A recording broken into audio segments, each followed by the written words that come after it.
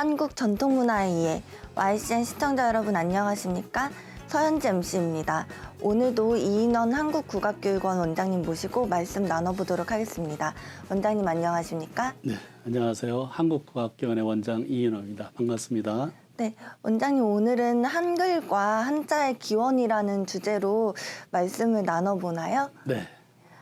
우선 궁금한 게 한글을 이야기할 때 누구나 쉽게 배울 수 있는 글자라고 하는데 그런 이유가 뭘까요? 네.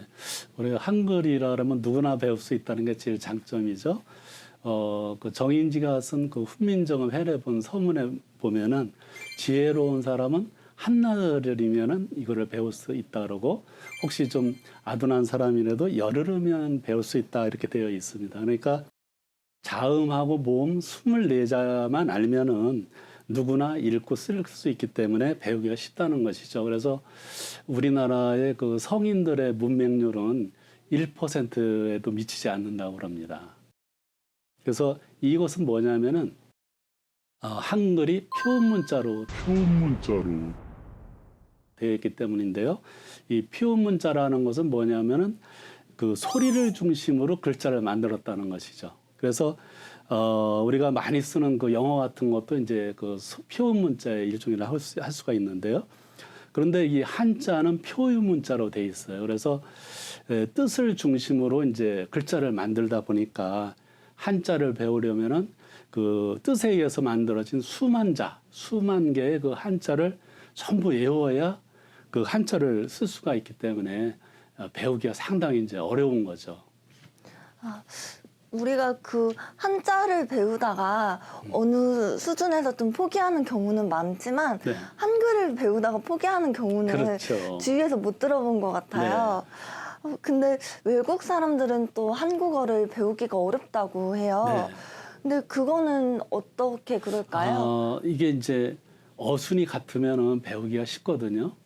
그런데 이게 영어권 사람들은 어순이 우리나라하고 정반대로 돼 있어요. 그래서 예를 들면은 나는 당신을 사랑합니다. 그렇게 하면 이제 나는이 주어고 당신을이 목적어고 사랑합니다가 이제 동사가 되겠죠. 그런데 이제 영어 같은 경우는 I love you. 나는 사랑한다 당신을 이렇게 되는 거죠. 그러니까 주어가 앞에 있고 목적어가 중간에 오는 게 아니라 동사가 온 다음에 목적어가 맨 뒤에 와요. 그러니까 우리나라하고 그 어순이 틀리기 때문에 매우 배우기가 어려운 거죠. 그런데 비해서 이제 우리나라와 그 어순이 같은 나라들이 있죠. 주로 이제 그 알타이옥의 사람들인데요. 일본이라든지 뭐 몽고라든지 중앙아시아 뭐 카자흐스탄이라든지 이런 데는 이제 몽고로 또 일본어, 투르크어, 퉁구스어 이런 거는 이제 전부 우리 말하고 어순이 같아요. 그러다 보니까 단어만 외우면은 갖다 붙이기가 좋죠. 우랄 알타이어족 할 때 그 알타이계 족인가요? 그렇죠. 예. 그래서 이제 예를 들면 이제 나는 너를 사랑한다 그러면 너라는 단어를 알고 그 다음에 그라는 단어를 알면은 나는 그를 사랑한다. 그렇게 그자로만 바꾸면 되고 또 그녀라는 단어를 알게 되면은 나는 그녀를 사랑한다 이렇게 되는 거죠. 그래서 어순이 같기 때문에 이 단어만 외우면은 언제라도 이제 이렇게 이 의사소통이 가능한 거죠. 그런데 영어 같은 경우는 이제 어순이 틀리기 때문에 이게 순간적으로 말하기가 쉽게 나오질 않는 거죠. 예. 세종대왕이 한글을 만든 이유가 어떻게 될까요? 크게 보면 이제 두 가지로 볼 수가 있는데 우선은 일반 백성들이 한자를 갖다 읽지를 못해요. 왜냐하면 원문만을 써왔기 때문에 한자를 이제 읽지를 못하다 보니까 내가 어떤 뜻이 있어도 이걸 글자로 표현을 못하는 거예요. 그래서 그거를 이제 우리 세종대왕이 이제 어여삐 여기셔서 이거를 갖다가 이제 한글을 만들게 되는 거죠. 그거를 보면은 이제 이 세종대왕이 백성을 사랑하는 마음이 얼마나 큰가 이거를 이제 알 수 있는데 이제 두 번째 목적은 뭐냐면은 그 당시에 사용되던 그 한자 발음이 사람마다 전부 다른 거예요. 그러다 보니까 그 이 발음만 보고서 이 뜻을 갖다가 알기가 쉽질 않아요. 예를 들면 이제 하늘천자라는 글자가 있죠, 한자가. 근데 이 천을 갖다가 어떤 사람은 천으로 발음하고 어떤 사람은 천하고 발음하고 어떤 사람은 천하고 tion 이렇게 발음을 할 수가 있거든요. 그래서 그 당시에는 한자를 발음하는 거가 가지각색으로 지방마다 뭐 많이 틀려가지고 이거를 이제 통일할 필요가 있겠다. 그래서 이제 이 한자의 표준 발음 체계를 위해서 이 한글이 이제 만들어진 거죠. 그래서 이 이제 훈민정음이 만들어지면서 한자의 그 발음이 표준화되게 되는 거예요. 예를 들어서 이제 그래서 그 한글을 갖다가 이 발음기관의 그 특성에 따라서 이제 한글을 만들었기 때문에 이 한글을 보고 이제 상당히 과학적인 것이다 이렇게 얘기를 하죠. 그래서 이 한글의 이 발음으로다가 중국어라든지 외국어라든지 영어라든지 외국어 대부분을 다 우리가 발음을 할 수가 있어요. 그런데 이제 원래 세종대왕이 만들 때는 28자였는데 그중에서 4자가 없어지고 이제 24자로 되는 바람에 지금의 중국어 발음을 우리 한글로다가 완벽하게 표현을 할 수가 없어요. 이 없어진 글자 때문에. 영어도 마찬가지로 영어 발음을 우리가 지금의 한글로다가 완벽하게 표현할 수 있는 방법이 없죠. 네. 그렇다면 왜 훈민정음을 28글자에서 24자로 줄인 것일까요? 이거는 이제 우리가 줄인 게 아니고 일제 때 이제 한글 맞춤법 통일안을 일본 사람들이 새로 만들어 가지고 그 당시에 잘 안 쓰던 음을 4음을 갖다가 없애버려요. 그리고 나머지 24자를 갖고서 이제 그 맞춤법 통일안으로다 해서 반포를 하게 되는데 그때 없어진 글자들이 이제 그 여린 히읗 또 반치음 세모 이게 세모난 거죠. 그 다음에 이제 아래아 점 하나 찍힌 거. 그 다음에 이제 비읍 순경음 이런 그 4글자를 이제 없앴는데요. 이래서 이제 그 처음에는 한글이 모든 외국어 뭐를 다 이렇게 발음할 수 있었는데 이 4글자가 없어짐으로 인해서 외국어를 완벽하게 발음하기가 힘들어졌어요. 그래서 최근에는 이제 많은 그 한글 학자들이 이 없어진 4글자를 다시 살려야 된다 이런 이제 얘기들을 하고 있죠. 그래서 이 훈민정음을 만들면서 이 닭이라든가 새 울음소리까지도 모든 소리를 다 표현을 할 수 있다 그랬어요. 그래서 이 한글에 의해서 이제 표현할 수 있는 글자가 대략 한 11,000자 정도가 된다 그래요. 근데 중국어로서 이제 표현할 수 있는 음은 대개 400개 정도.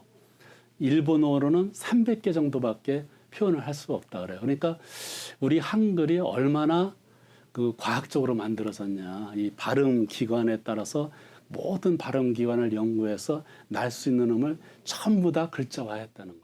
세종대왕의 업적 중에서 한글을 만든 것이 지금까지 굉장히 큰 업적으로 주목을 네. 받고 있는데 네. 솔직히 그 세종대왕이 네. 그 왕이었지 않습니까, 네. 선생님? 네. 근데 한글은 어떻게 보면은 서민들을 위해서 그렇죠. 만들어 주신 네. 거란 말이죠. 네. 이렇게 배부르고 등 따시게 조금 이렇게 귀족적으로 사신 그 왕이 서민들을 위해서 정말 몇 날 며칠 몇 년을 정말 밤을 지새우시면서 만들어 주신 글자 덕분에 우리나라 또 문명에도 많은 그렇죠. 변화가 있었어요. 근데 그 한글이 창제되기 전에는 또 어떤 글자를 썼는지 조금 더 정확하게 궁금합니다. 보통 보면은 이제 한글이 세종대왕이 그냥 새롭게 모든 걸 창제한 걸로 이제 돼 있죠. 그런데 사실은 이제 그 전에 언문이라는 게 이제 일반 사람들이 언문을 썼어요. 그래서 그 언문을 이제 쭉 써왔는데 그것이 이제 통일화가 되지 않았던 거죠. 그래서 이 언문이라는 거는 이제 언제부터 쓴 거냐면 고조선 이래로 몇천 년 동안 이제 우리 한민족이 써왔던 그런 이제 언어죠. 이 언문을 갖다가 그 당시에 이제 가림토어라고 그랬어요. 그래서 이 고조선 시대에 38자로 된 가림토어를 사용을 한 거죠.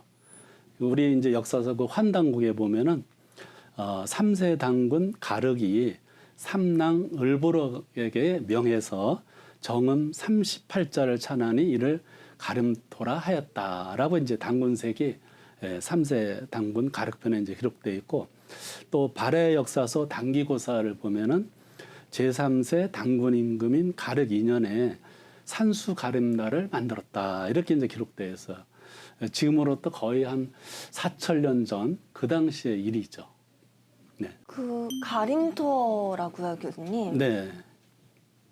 그러니까 이제 이 가림토어라는 것이 고초전 시대 때 이제 만들어진 것인데 이 38자 중에서 여러 가지 의문 법칙에 의해서 세종대왕이 이거를 정리해서 그 중에서 28자를 이제 뽑아서 이렇게 새로 만든 것이 바로 이제 한글이라는 거죠.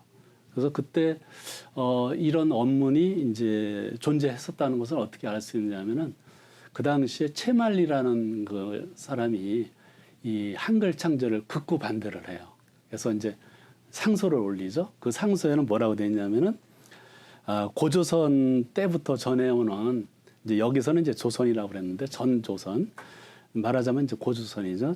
전조선 때부터 전해 내려오는 그 언문을 이제 빌려 쓰신 것이긴 하지만은 지금은 한자를 써야 될 때인데 어찌 지나간 것을 따르려 하시오니까 하고 이제 반대를 하고 있어요. 그러니까 이 지금 저 대왕님이 임금님이 만들려고 하는 것은 옛날부터 전해오는 언문을 빌려 쓰려고 하는 것인데 이게 지금 한자를 쓰면 될 것을 굳이 이 언문을 왜 쓰시려고 하옵니까? 이렇게 이제 반대를 하는 거죠. 그러니까 언문이라는 것이 그 전부터 있었다는 것이네요. 그렇죠. 네.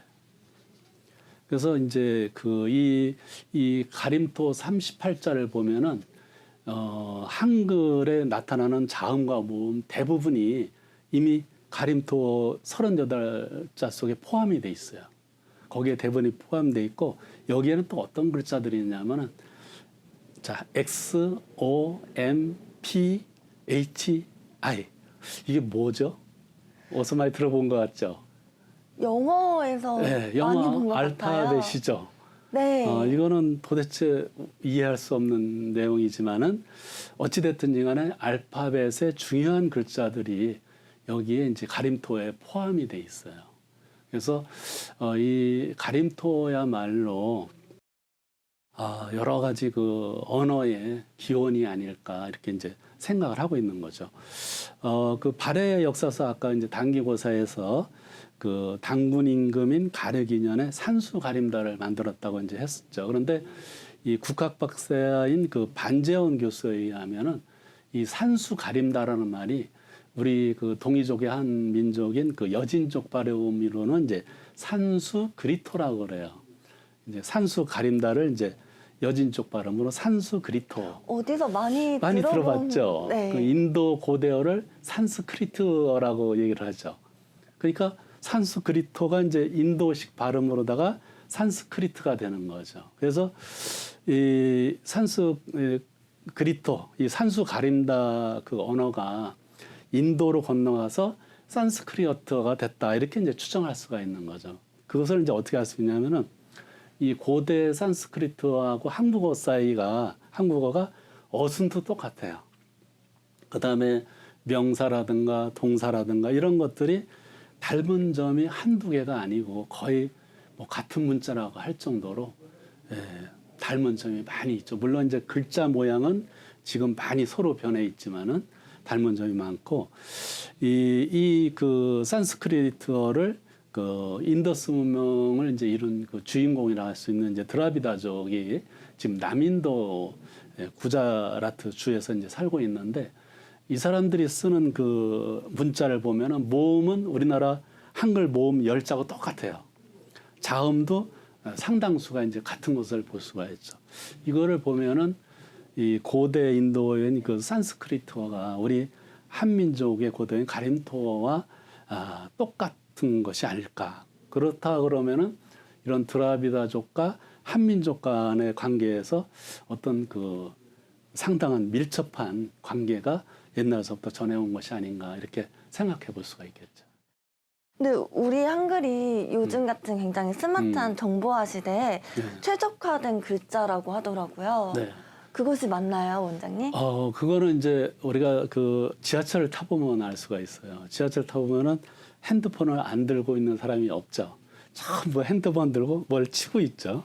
보고 보다는데 치는 걸 보면은 정말 뭐 손가락 2개를 갖고 기가 막히게 보이지도 않을 정도로 빠르게 치고 있죠.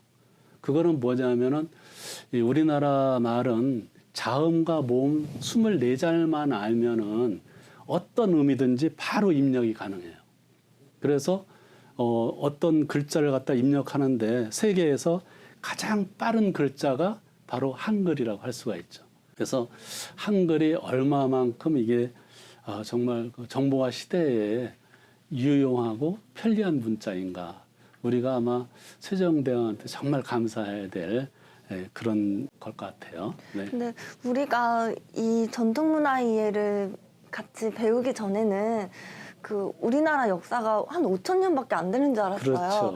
근데 원장님과 말씀을 나누다 보니까 거의 9,000년이 넘는 그렇죠.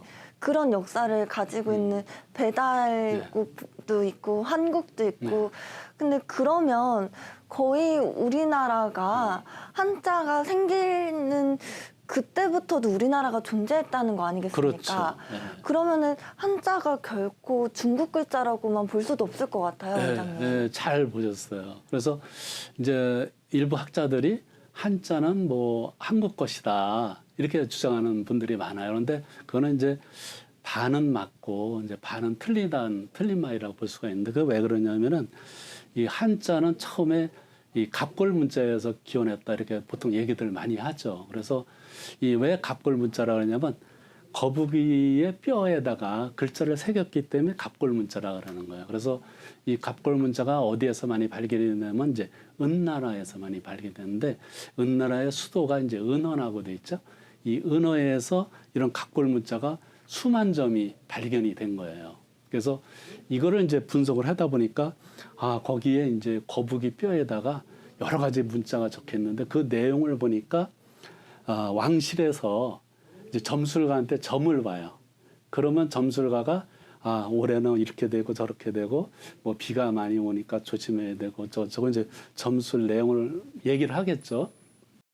그것을 일일이 기록해 놓은 것이 이제 이 갑골 문자라고 볼 수가 있는데 이 은나라라는 나라가 어떤 나라냐면은 이 동이족이 세운 나라예요. 그래서 중국의 그 이제 고고학자 부사년이라는 사람은 뭐라고 하고 있냐면은 은나라는 동북 쪽에서 와서 흥하였다가 이제 주나라에서 망하게 돼서 망한 뒤에는 동북 쪽으로 되돌아갔다라고 돼 있어요. 그러니까 원래 동이족의 사람인데 이쪽에 와서 은나라를 갖다가 열었는데 망한 뒤에는 다시 동이족 나라로 다시 돌아갔다 이런 거죠. 근데 선생님 우리가 그 동이족이라는 것은 우리 민족을 지칭하는 말이라고 또 배웠었어요. 네. 그러니까 이게 이제 동이족이 사실은 그 옛날서부터 우리 한민족의 큰 부류라고 볼 수가 있는데 주로 살았던 데가 이제 중국의 동쪽. 이 동쪽이라는 게 한반도를 얘기하는 물론 한반도도 들어가지만은 중국 해안의 동쪽 해안 지방. 그 해안 지방과 산동반도를 거쳐서 요동, 한반도까지 이제 주로 동이족이 이제 이렇게 존재를 했었거든요. 그런 존재들이 중국 역사서에 많이 기록이 돼 있어요. 그런데 이제 우리나라 역사학자들은 중국 그 사서에 나오는 것도 이제 부정을 하고 우리 동이족이 이제 한반도에만 있었다. 이렇게 이제 얘기를 많이 하는데 그거는 이제 잘못된 것이고 그래서 우리 이 중국의 그 사기에도 보면은 중국의 역사는 주나라 때서부터 시작됐다고 얘기를 하고 있어요. 그러니까 은나라를 주나라가 멸망을 시키죠. 그러면서 주나라를 어느 정도 이렇게 통일을 하게 되죠. 많은 면적을 차지하면서 이제 중국의 역사가 시작됐다고 생각이 되는데 그 주나라를 다시 이제 진나라가 멸망을 시키면서 이제 중국을 이제 통일하게 되죠. 그런데 하여튼 이 갑골 문자가 이 은나라에서 발견되는 갑골 문자가 이제 우리나라에서도 발견이 됐어요. 그래서 이 은나라에서만 발견됐으면 또 중국 것이다라고 또 말할 수도 있겠는데 우리나라의 그 고려 말의 대선비인 그 농은 선생이라고 있었는데 이 농은 선생 유품에서 갑골문으로 된 천부경이 이제 발견이 된 거죠.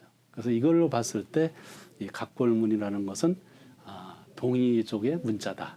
한민족의 문자라는 것을 이제 알 수가 있겠죠. 근데 그 동이족이라는 것이 동쪽에 활 잘 쏘는 민족해서 동이족인데 아직도 이렇게 여러 학자들께서 그 동쪽에 오랑캐 자를 쓰시는 분들이 많아요. 네. 그것은 정말 시정됐으면 하는 그렇죠. 바람입니다. 중국의 이제 그 옛날 그 사전에는 그 동이족에 대해서 뭐라고 이렇게 설명을 해놓고 있느냐 하면은 동쪽에 대의를 따르는 큰 그 대인들이 사는 나라다 이렇게 얘기를 하고 있으니까 대의를 따른다. 이게 뜻이 크고 그런 사람들이 사는 대인이 사는 나라다. 그러고 공자가 항상 그곳에 가서 살고 싶어 했다라는 그런 그 설명이 나와요. 중국의 사전에서. 이 동쪽의 오랑캐들이 아니죠. 정말 자기네 중국 민족이 생각하기에는 정말 훌륭한 민족이 그쪽에 살았다는 얘기죠. 예. 우리가 그걸 이제 잘 생각을 할 필요가 있어요. 근데 갑골문자가 동이족이 세운 은나라뿐만이 아니라 우리나라에도 발견이 되었다는 말씀이시네요. 그렇죠. 네. 그래서 이 갑골문 이전에 오히려 그 이전에 은자가 이제 많이 있었어요. 그러니까 이거는 이제 고조선 시대 이전에 환웅 시대가 있었죠. 배달국 시대. 배달국 시대 그 환웅 천황, 초대 천황이죠. 초대 천황 때서부터 문자가 있었어요. 그 문자가 뭐냐면 이제 녹두문이라고 그래서 사슴 발자국을 본떠서 만든 글자인데 이 그 녹두문을 어떻게 만들었냐면 환웅 천황이 신지 혁덕에게 명해서 이제 만들게 되는데 이 신지라는 것은 이제 벼슬 이름이에요. 벼슬 이름인데 혁덕이라는 거는 이제 신지라는 벼슬을 갖고 있는 혁덕이라는 사람한테 이제 명해서 녹두문을 만들게 하죠. 그래서 지금은 이제 이 문자를 신지 문자다 이렇게 이제 얘기를 하고 있는데 이 신지 문자가 우리나라에서 발견이 됐어요. 어디서 발견되냐면 이제 그 평양북도 용천군 그 신암리에서 토기가 하나 발견이 되는데 거기에 신지 문자가 써져 있는 거예요. 또 이제 평양의 법수교 그 석비에도 그런 그 신지 문자가 써져 있었죠. 그리고 그렇게 보면은 이 우리나라의 문자라는 것이 배달국 시대 그때서부터 문자가 이제 전해 내려온 거죠. 이 문자가 태어복기시 여러분 잘 아시죠? 태어복기시의 용서라는 글자로다가 이제 발전이 됐고 그것이 이제 치우천황 때 청구국에 이제 자부선인이라는 이제 선인이 살고 있었는데 이 자부선인의 이제 우서라는 것도 이어져 내려왔고 지금 이제 중국 사람들이 얘기하는 창일이 이제 한자를 만들었다 이렇게 전해지고 있는데 이 창일이 자부선인한테 가서 문자를 배워와요. 배워와서 자기가 그거를 기초로 해갖고 조종문이라는 글자를 만들어요. 그 조종문이라는 게 뭐냐면 이제 조족, 새 발자국을 본떠서 만든 글자죠. 이 조종문을 바탕으로 해서 이제 한자가 만들어지면서 주나라 때 그 대전이라는 게 한자가 만들어지고 진나라가 이제 전 중국을 갖다 통일하면서 소전이라는 문자를 만들죠. 그러면서 지금의 한자가 이제 틀을 잡게 되는 거예요. 그렇게 보면은 이 한자 시작은 녹도문, 갑골문에서 이 동이족이 시작을 했는데 나중에 이제 그 한족이 주나라, 진나라를 거쳐서 이 한자를 이제 평준화시키고 또 정리를 해가지고 집대성을 해서 이렇게 발전을 했다. 이렇게 이제 볼 수가 있는 것이죠. 그렇게 보면은 이 한자라는 것이 이 중국의 한 글자다 아니면 뭐 한국의 글자다 이게 아니고 이 동남아시아 한국과 중국의 이 동남아시아의 공용어다 이렇게 볼 수가 있는 거죠. 그러니까 우리가 보통 이제 어떤 사람들은 한자를 우리 교육에서 한자 교육을 하면 안 된다고 주장하는 분들이 많죠. 근데 이거는 이제 크게 잘못된 거라고 볼 수가 있어요. 우리나라 고대 역사를 기록한 것이 다 한자로 돼 있어요. 그 환단고기서부터 모든 그 사서들이 다 한자로 돼 있고. 근데 원장님 아이러니하게도 네. 한자를 잘 모르면 국어 점수가 잘 나오지 모르죠. 않습니다. 뜻을 잘 모르니까. 네. 그래서 우리나라 한글이 한자의 바탕을 두고 만들어진 거예요. 그래서 한글만 갖고서는 우리 한글의 뜻을 다 모르죠. 그렇기 때문에 한자를 알아야 한글을 알 수가 있는 거예요. 왜냐하면 한자는 우리가 옛날서부터 써온 글자이기 때문에 공용화된 글자이기 때문에 이 중국의 한족과 우리 그 한민족이 같이 써온 글자이기 때문에 우리나라의 말뜻도 다 거기에 녹아들어 있는 거죠. 그래서 두 개를 동시에 배워야지만이 우리가 이제 진정한 이것을 이제 배울 수 있다 이렇게 생각이 드는 거죠. 네, 오늘도 너무 흥미로운 시간이었습니다. 네, 다음 시간에는 그 한민족과 형제의 나라들이라는 주제로 말씀 나눠보나요? 네. 네, 오늘도 시간 내주신 이인원 한국국악교육원 원장님 감사합니다. 감사합니다. YCN 시청자 여러분 감사합니다. 저는 서현지였습니다.